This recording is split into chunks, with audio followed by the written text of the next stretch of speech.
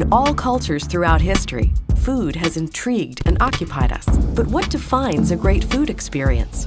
And how can we take it even further? We aim to find out by exploring unconventional methods and innovations, as well as ancient techniques. This is Tasteology.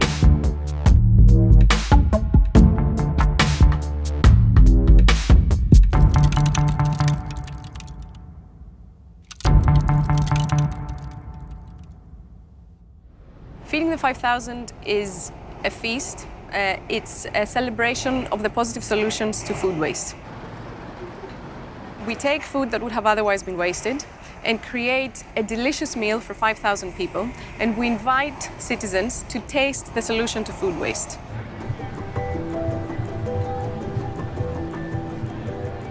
Great taste can only come if we treat our ingredients with the respect and love that they deserve.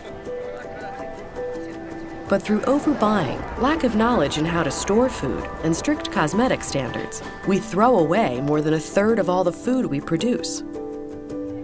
In a rapidly growing movement to stop food waste, Tristram Stewart has become the loudest voice. He's the creator of Feeding the 5,000, an event that is spreading like wildfire to cities around the world.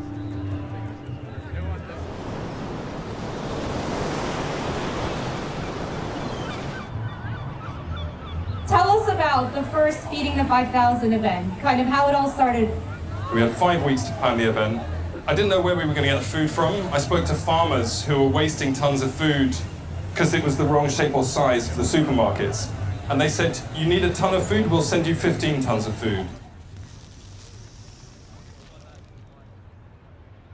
After organising the first Feeding the 5,000 and having published my book, I was organising it by myself and with a lot of volunteers. It was when I won a prize with $100,000 attached to it, the Sophie Prize, that I was able to employ somebody to help me, and that was Nikki. Years later, together, we founded the charity Feedback, and we now employ 15 people. We're growing very fast.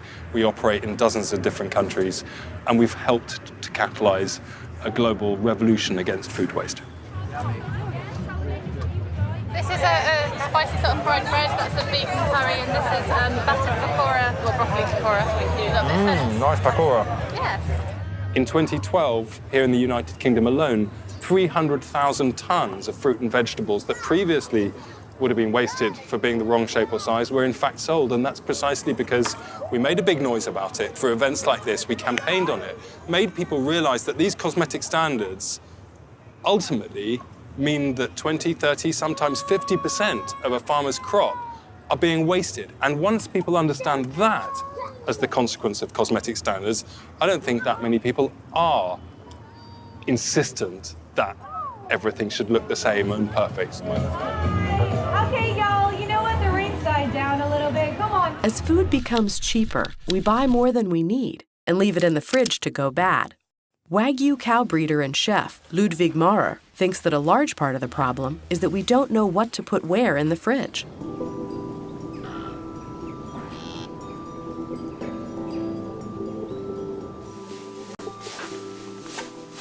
Jeder spricht immer von den besten Gerichten, von den tollsten Produkten. Alles muss super sein.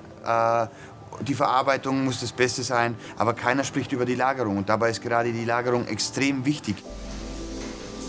Servus, Thomas. Aber hier reden. Alles klar? Sau gut, alles prima. Das ist ja der Bursch, oder? Wenn du Koch lernst, ist das eines der ersten Dinge, die du überhaupt lernst, wie man Lebensmittel richtig lagert. Zu Hause, beim Endverbraucher. Viele machen das nicht, ich verstehe es nicht.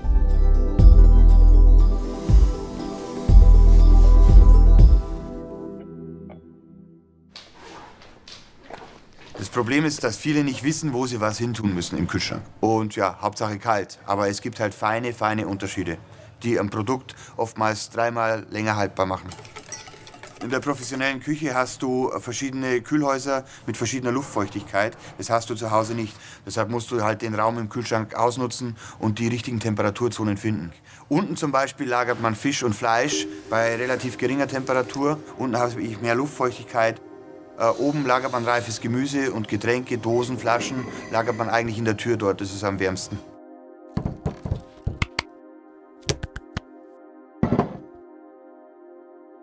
Das meiste Gemüse lagert man im Kühlschrank, aber andere Gemüse wie zum Beispiel Kartoffeln oder Äpfel, die lagert man am besten außerhalb des Kühlschranks. Aber es ist auch wichtig, dass man gewisse Lebensmittel nicht miteinander lagert.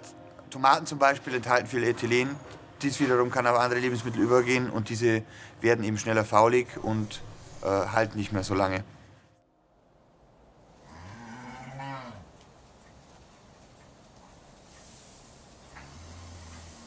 Also man kann nicht nur verlieren beim Lagern, sondern man kann auch gewinnen. Vor allem kann man Geschmack gewinnen. Zum Beispiel, man kann den Eigengeschmack beim Dry Aging auch verbessern. Das ist eine uralte Methode des Kühlens und des Haltbarmachens. Nach der Schlachtung hängen wir das Tier bei 1 bis 2 Grad plus in einer nicht so hohen Luftfeuchtigkeit, sondern 75%, erstmal 3 Wochen am Knochen ab. Dann wird das Tier zerlegt und dann kommt das Feintuning und dann machen wir eine höhere Luftfeuchtigkeit von bis zu 95% und eine niedrige Temperatur von 2 bis 4 Grad. Und durch diese Methode wird der Geschmack einfach noch intensiver und besser.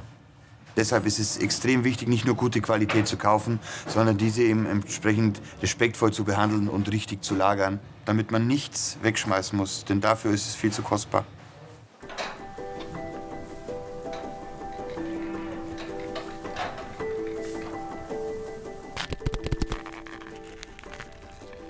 Day by day, the food industry is becoming more like the fashion industry, obsessed with beauty and looks.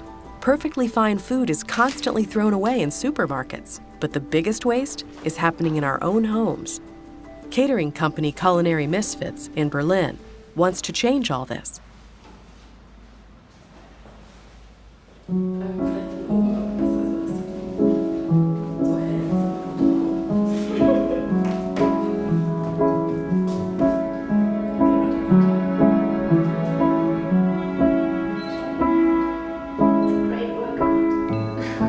Culinary Misfits is a creative way of doing things with crooked vegetables and forgotten fruits. Maybe this is my favorite misfit because it could be, a little man or woman or a monster or a rabbit. Maybe there was a stone on the growing way, so the carrot decided to put 2 legs.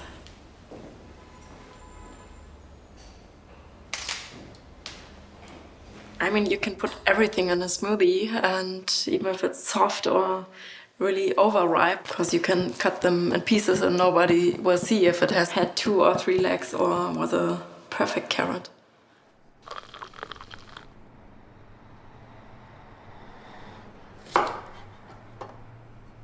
It's a Hokkaido pumpkin, so we can use the skin.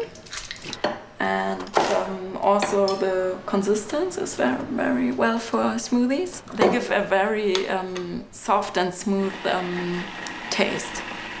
So it's not only like fluid, it's more a smoothie. Really fresh.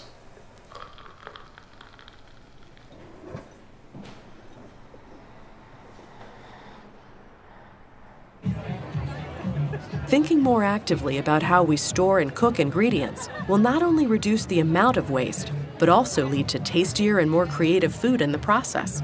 What's important right now is to continue raising awareness about what's happening in fields, supermarkets, and our own homes. 10 days before the event, we still didn't know how to cook a curry for 5,000 people, and we didn't have a kitchen. And then we met Para. Para is the chef, and he owns the biggest pot in Europe. And he is a total legend. In a place like in India, this is considered a small pot. This is a small one. But here it's a big pot. This preparation for cooking, you can go through your fridge, find everything that's in there, and almost put it all into this preparation. A banana that has dots in it is more tasty than a green banana. They're throwing away the ripe stuff. Apples that have a few dots in it just means it's been more organic and less pesticides been thrown on it. But if the food is tasty and people say, yes, this is good, well, then they're going to be more convinced about changing the system of food waste. The way to really attract people to your movement is to make your party bigger, better, more fun than the mainstream alternative that is causing planetary destruction. And that's what we're trying to do at Feeding the 5,000, is say, look, actually, there is not a conflict between having an excellent time and doing the right thing for the planet. Dude, for weeks. I mean, really. And just to give you guys a little taste of my favorite vegan